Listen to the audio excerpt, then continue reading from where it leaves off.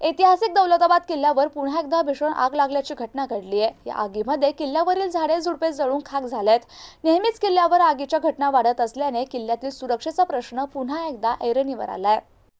मागील वर्षी देवगिरी किल्ल्यावर भीषण आग लागली होती। यामध्ये मोठ्या प्रमाणात वनसंपत्तीचे आणि किल्ल्याचं नुकसान झालं होतं। एक वर्ष उलटत नाही तोच पुन्हा एकदा किल्ल्याच्या वरील भागात आग लागल्याने एकच खळबळ उडाली होती। यावेळी किल्ल्यावर पर्यटकांची संख्या मोठ्या प्रमाणात होती। आग लागल्यानंतर सर्व पर्यटकांना सुरक्षित बाहेर काढण्यात आलं। वर्षभरापूर्वी आग लागली असताना किल्ल्यावरील आग विझवण्यासाठी पुरातत्व विभागाकडे पुरेशी उपाययोजना नसल्याचं चित्र समोर आलं होतं। मात्र त्यानंतर देखील वर्षभरात कुठलीही उपाययोजना करण्यात आली नसल्याचे यावरून पुन्हा एकदा सिद्ध झालंय। वारंवार होणाऱ्या आगीच्या घटनांमुळे किल्ला बघण्यासाठी येणाऱ्या पर्यटकांच्या सुरक्षेचा प्रश्न ऐरणीवर आलाय।